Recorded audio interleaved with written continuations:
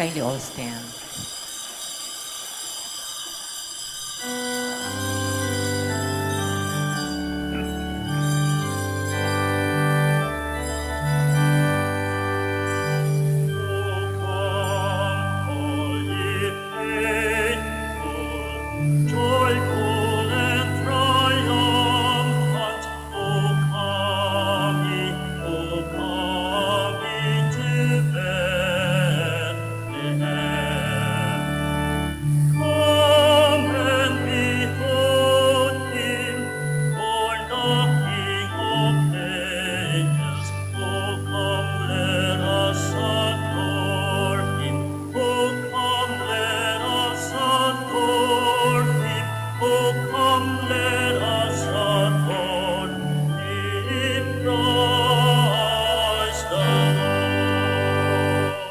Good morning, my dear brothers and sisters, and welcome to the Minor Basilica of Our Lady of the Rosary of Manaoag.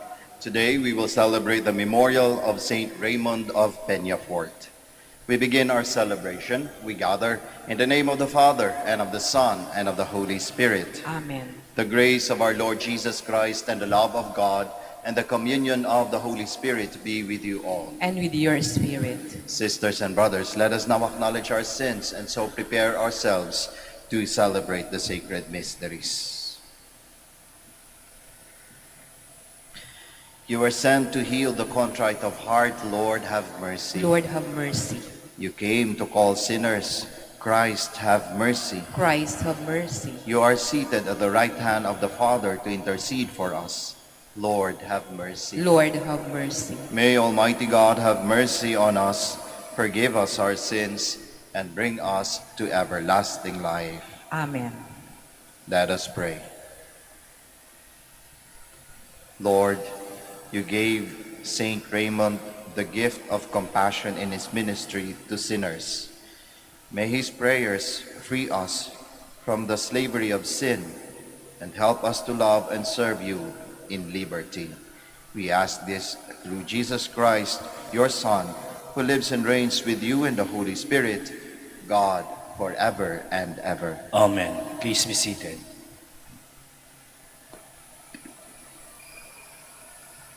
A reading from the first letter of St. John.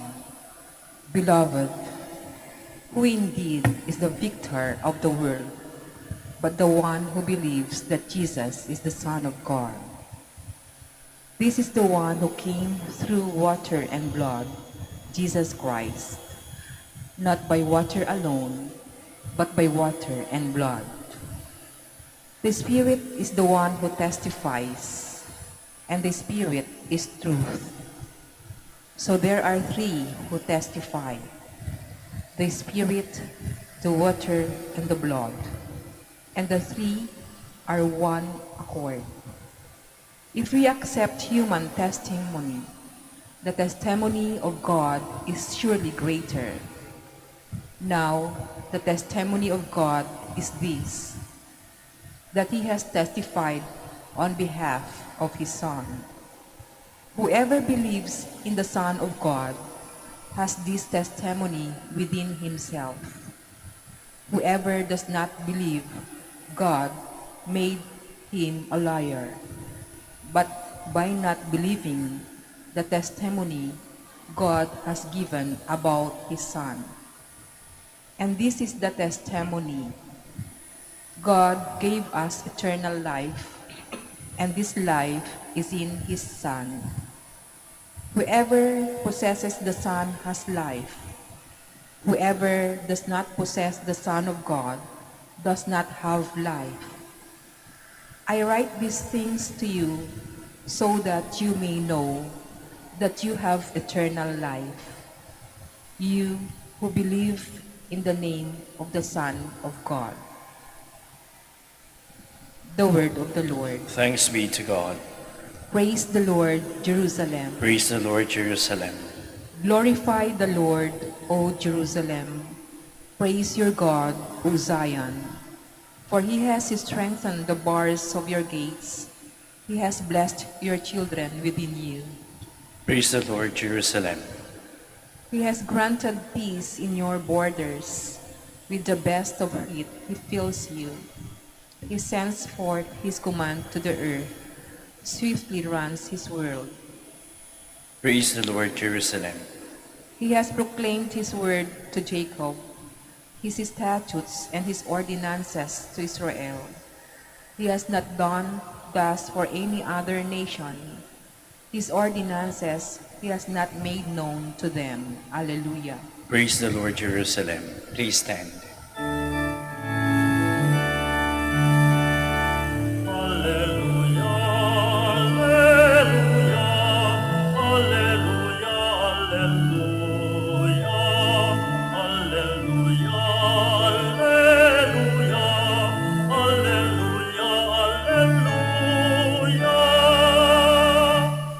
Jesus proclaimed the gospel of the kingdom and cured every disease among the people.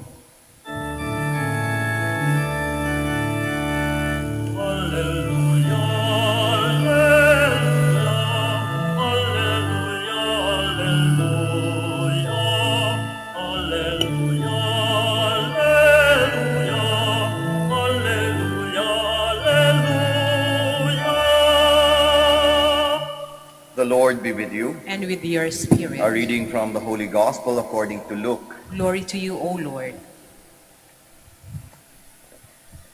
It happened that there was a man full of leprosy in one of the towns where Jesus was. And when he saw Jesus, he fell prostrate, pleaded with him and said, "Lord, if you wish, you can make me clean." Jesus stretched out his hand, touched him, and said, "I do will it, be made clean." And the leprosy left him immediately. Then he ordered him not to tell anyone, but go, show yourself to the priest, and offer for your cleansing what Moses prescribed. That will be proof for them. The report about him spread all the more, and great crowds assembled to listen to him and to be cured of their ailments. But he would withdraw to deserted places to pray. Brothers and sisters, the Gospel of the Lord. Praise to you, Lord Jesus Christ. Please be seated. Magandang umaga po muli sa ating lahat. Tayo po ngayon ay nasa panahon pa rin ng Epiphany. We are still in the week of Epiphany. In Epiphany, ang kanyang ibig sabihin ay manifestation. Manifestation of whom? Of God to the lives of the people. Ibig sabihin yung pagpaparamdam ng presensya ng Diyos sa buhay ng mga tao. And this was something very important, lalong-lalo na sa panahon ng ating Panginoong Hesukristo. Alam niyo po, yung panahon na yon, yun yung generation na sobrang naghihintay sa presensya ng Diyos. Hinihintay nila yung manifestation ng ating Panginoon. Eh bakit? Kasi naramdaman nila, ang naisip nila, iniwan sila ng Diyos. Bakit sila iniwan? Dahil nga sa mga pagkakasalang nagawa nila. Nakita nila yon, naramdaman nila yon. Feeling nila yung grasya ng Diyos nabawasan o nawala dahil nga sa mga pagkakasalang ginawa nila. And that is why, nagsisi sila, gusto na nilang maramdaman ulit ang presensya ng Diyos. Kaya sobrang naghihintay sila. And that is why the Epiphany was something very important, especially during the time of our Lord Jesus Christ. And that is why the presence of Jesus Christ was something also very important to the people of that time. Because it tells them that God is already with them. Emmanuel, God with them. Nandyan na ang Diyos. Nandyan na yung hinihintay ninyo. Nagpaparamdam na sa inyo. Paano siya nagparamdam? Paano nagmanifest? Ano yung mga senyales na nandyan ang Diyos? Ito nga yung isa sa mga manifestation. Healing. Healing. Yung pagpapagaling ng mga may sakit is one of the signs that God is manifesting His presence to the people. Kaya nga every time that our Lord Jesus Christ cures people of their sickness, whatever sickness that is, bulag man yan, leprosy man yan, yung nalumpo man yan. Every time he does this, it is an epiphany event. It tells people God is here. Nandito na ang Diyos. Nagpaparamdam na ang Diyos sa inyo. And that is why the healing of our Lord Jesus Christ is something very important to the lives of the people. Because it tells them, hindi sila pinapabayaan ng Diyos. Nandyan ang Diyos sa kanila. Kaya nga, this is a good news to the people.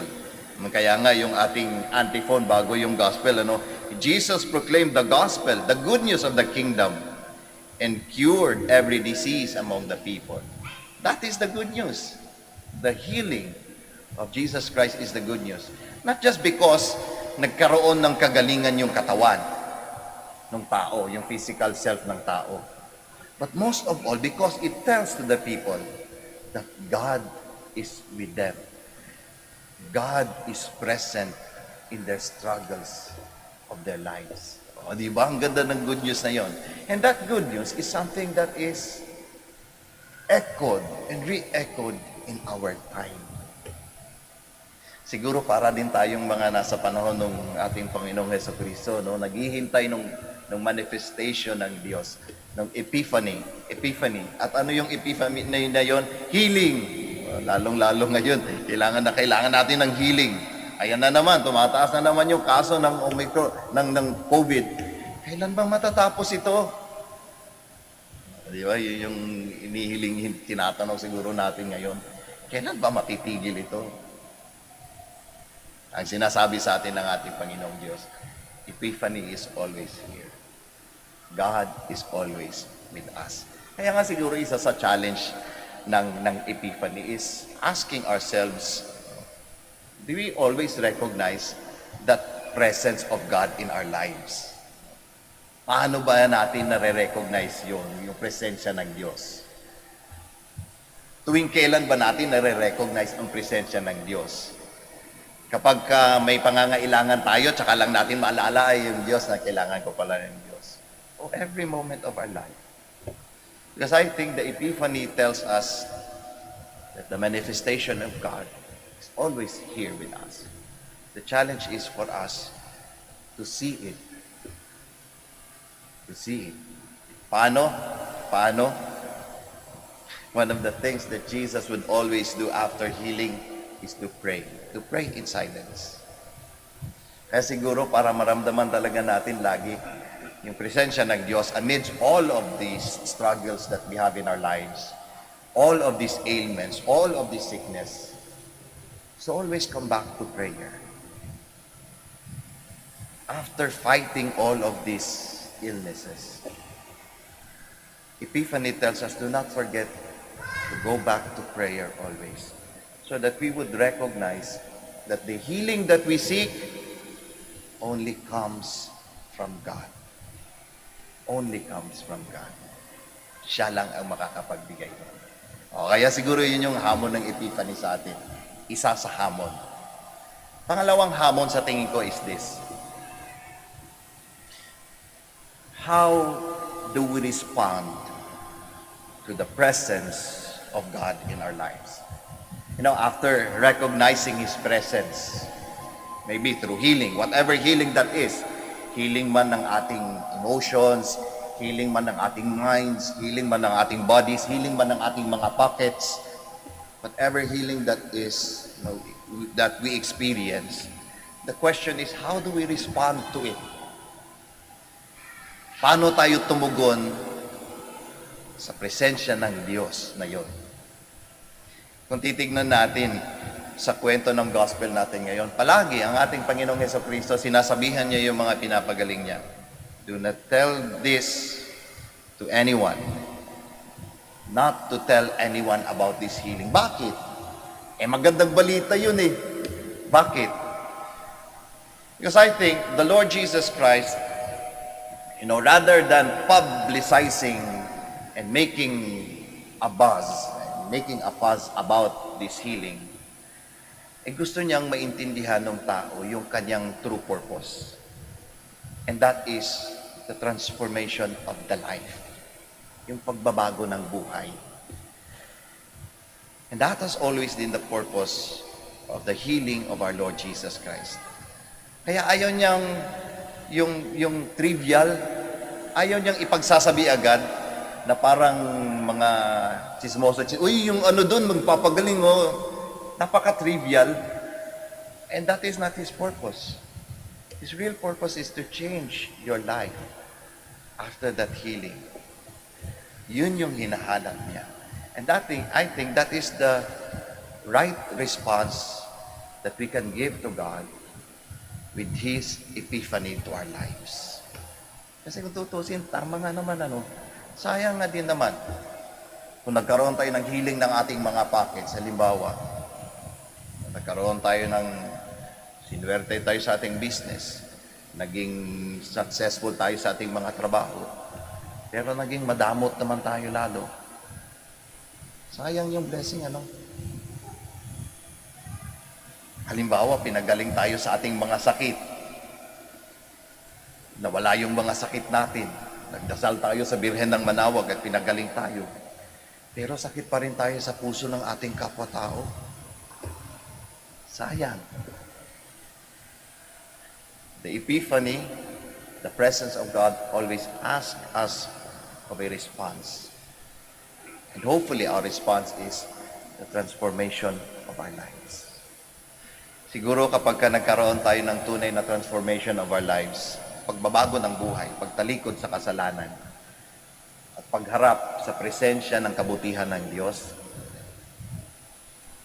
yung epiphany, hindi na lamang natin mararamdaman as personally, magiging communal, na sa pamamagitan ng ating mga buhay ay mararamdaman din ng ating kapwa-tao yung presensya ng Diyos.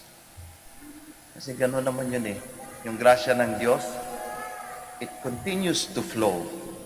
And when it flows in our lives, sa pagtanggap natin ito, hindi yan tumitigil sa atin. Hindi yan tumitigil sa atin. It continues to spread, especially to the people around us. Father, paano nila makikita yun? Ay, makasalanan ako, ang pangit-pangit ng buhay ko. Paano sila magkakaroon ng epiphany? Paano nila mararamdaman yung healing sa buhay ko? Hindi nga maganda yung example ng buhay ko. Sa tanong na yun, siguro magandang tignan yung cross. Look at that symbol. Look at that image. It's very, it's very beautiful. Pag sinasabi natin maraming sugat ang buhay ko, paano ako magiging example? Paano ako magiging instrument ng healing? Look at the cross. The cross is not an image that is pleasing. Ang daming sugat, ang daming dugo. Dumanak sa katawan ng ating Panginoong Jesucristo. But what did it do to our lives? It brought us healing by giving us salvation. Kaya mga kapatid, sana ipagpatuloy natin ang presensya ng Diyos, the epiphany of God through our lives, by continuously praying and experiencing His presence, and by embracing a transformation of lives, turning away from sin, and looking and embracing the goodness of God. Magsitayo po tayong lahat. Like the leper in the gospel who cried out for healing, we now approach our Heavenly Father with confidence that our prayers will be answered. In every petition, let our answer be, Lord, hear our prayer. Lord, hear our prayer. That the Church may never fail in her duty of welcoming the marginalized and those excluded from society, let us pray to the Lord. Lord, hear our prayer. That scientists and those involved in medical research may discover remedy for incurable diseases, let us pray to the Lord. Lord, hear our prayer. That our community may reach out with love and care to the rejects and untouchables of our neighborhood, let us pray to the Lord. Lord, hear our prayer. That families, relatives, and friends may attend to the needs of the sick, let us pray to the Lord. Lord, hear our prayer. That those who have died in Christ may be received with love and mercy into God's kingdom, let us pray to the Lord. Lord, hear our prayer. Now in the silence of our hearts, we offer our personal and our particular intentions, and we also pray for the intentions of this Mass.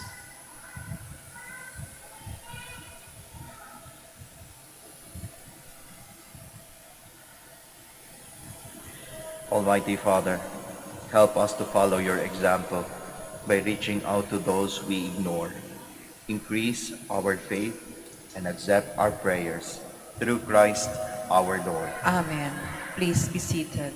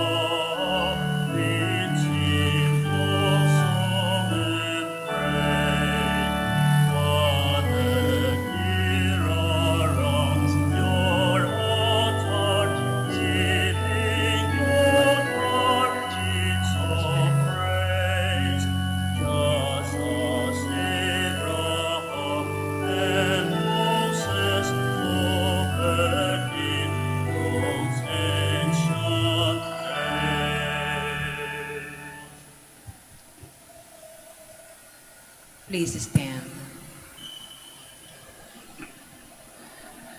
Pray, my dear friends, that your sacrifice and mine may be acceptable to God, the Almighty Father. May the Lord accept the sacrifice at your hands for the praise and glory of his name, for our good and the good of all his holy church. Lord, as we offer prayers and gifts at your altar, help us imitate the devotion of our brother Raymond to your law of love. We ask this through Christ our Lord. Amen. The Lord be with you. And with your spirit. Lift up your hearts. We lift them up to the Lord. Let us give thanks to the Lord our God. It is right and just. It is truly right and just, our duty and our salvation, always and everywhere to give you thanks, Lord, Holy Father, Almighty and eternal God, through Christ our Lord. For as on the festival of Saint Raymond of Peñafort, you bid your church rejoice, so too you strengthen her by the example of his holy life. Teach her by his words of preaching, and keep her safe in answer to his prayers. And so with the company of angels and saints, we sing the hymn of your praise, and without end we acclaim.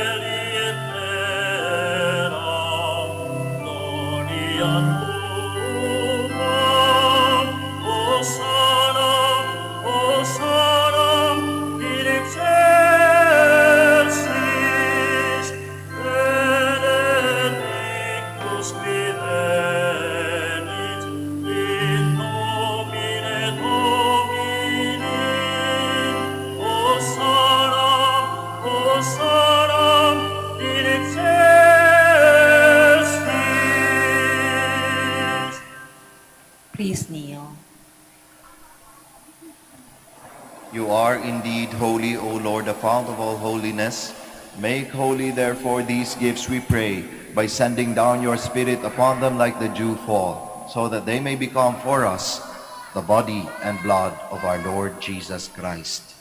At the time he was betrayed and entered willingly into his passion, he took bread, and giving thanks, broke it, gave it to his disciples, saying, "Take this, all of you, and eat of it, for this is my body, which will be given up for you.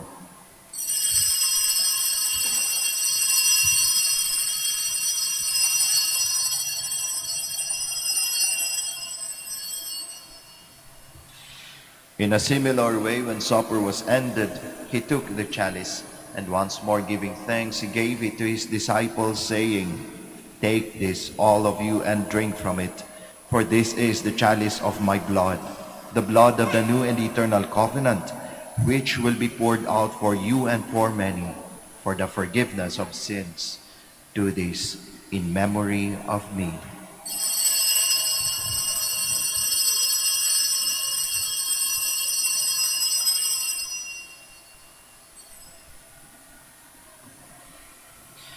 The mystery of faith. When it is bread and drink this cup, we proclaim your death, O Lord, until you come again. Therefore, as we celebrate the memorial of his death and resurrection, we offer you, Lord, the bread of life and the chalice of salvation, giving thanks that you have held us worthy to be in your presence and minister to you. Humbly we pray that partaking of the body and blood of Christ, we may be gathered into one by the Holy Spirit. Remember, Lord, your church spread throughout the world, and bring her to the fullness of charity, together with Francis our Pope, Socrates our Bishop, Fidelis his assistant bishop, and all the clergy. Remember also our brothers and sisters who have fallen asleep in the hope of the resurrection, and all who have died in your mercy. Welcome them into the light of your face. Have mercy on us all, we pray, that with the Blessed Virgin Mary, the Mother of God, with Blessed Joseph, her spouse, with the blessed apostles, with Saint Dominic, Saint Raymond, and all the saints who have pleased you throughout the ages, we may merit to be co-heirs to eternal life, and may praise and glorify you through your Son, Jesus Christ. Through him, and with him, and in him, O God, Almighty Father, in the unity of the Holy Spirit, all glory and honor is yours forever and ever. Amen, amen, amen,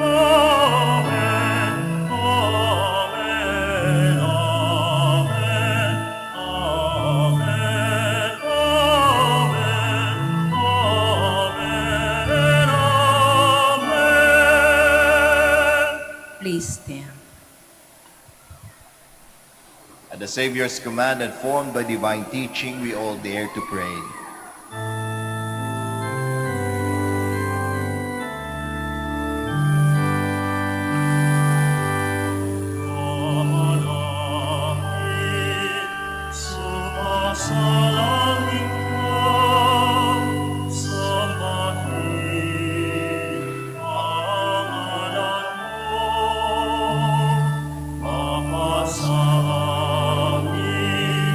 Ang kaharian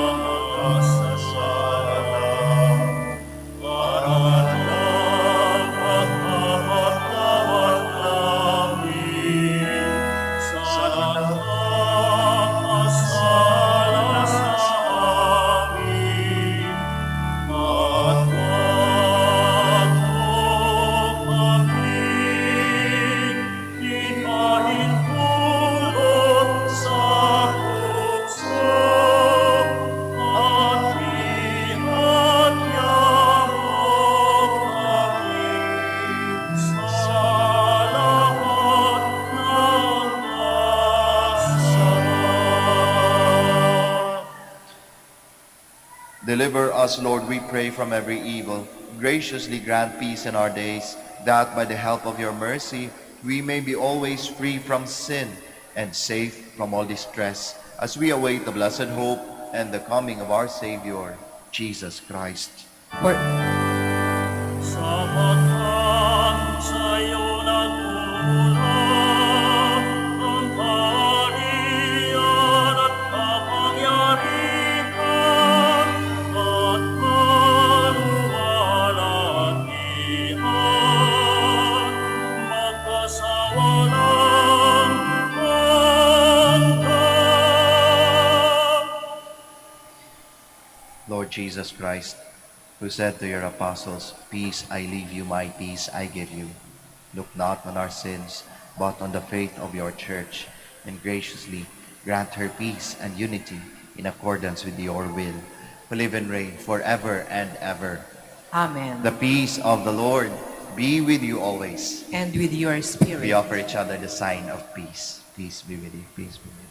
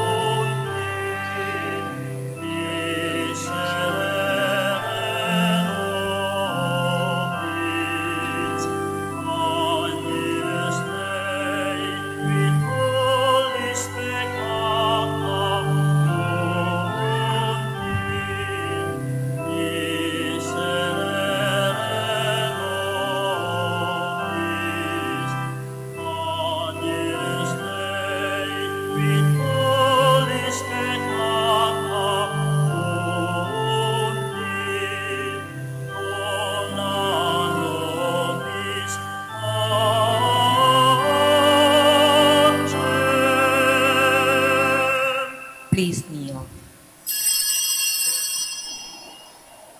Behold Jesus, the Lamb of God, the Son of Mary. Behold him who takes away the sins of the world. Blessed are those called to the supper of the Lamb. Lord, Lord, I am not worthy that you should enter under my roof, but only say the word, and my soul shall be healed. Opposite Sanguinis Christi Custodiet me,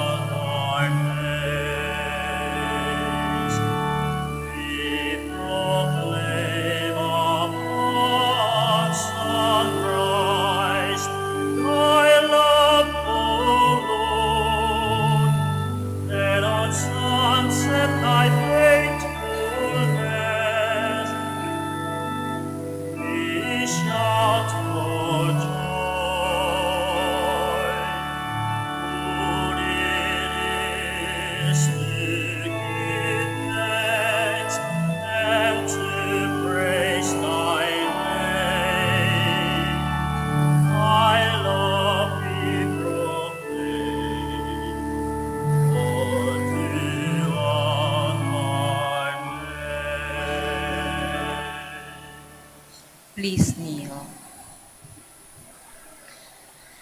We shall be praying the prayer for the elections. I invite everyone to please kneel.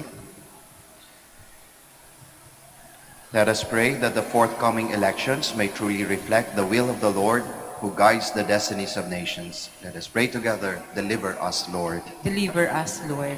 from coercion, violence, and terrorism, Deliver us, Lord. from dishonesty, lies, and distortion of truth, Deliver us, Lord. from bribery, graft, and all conspiracy for fraud, Deliver us, Lord. from threats, intimidation, and perverse language. Deliver us, Lord. Let us pray together. Hear us, Lord, Hear us, Lord. that conscience may always be our ultimate norm, Hear us, Lord. that the common good may always be our highest goal, Hear us, Lord. that human dignity may be respected all the time, Hear us, Lord. that the poor and the weak may always have the priority, Hear us, Lord. that genuine fear of God and love of neighbors may guide those who seek public office. Hear us, Lord. Let us together pray. Shepherd of souls and Savior of the nations, politics is your gift to us, a call to serve others. May our political engagement for voters and candidates bring glory to your loving name and help us grow in holiness forever and ever. Amen.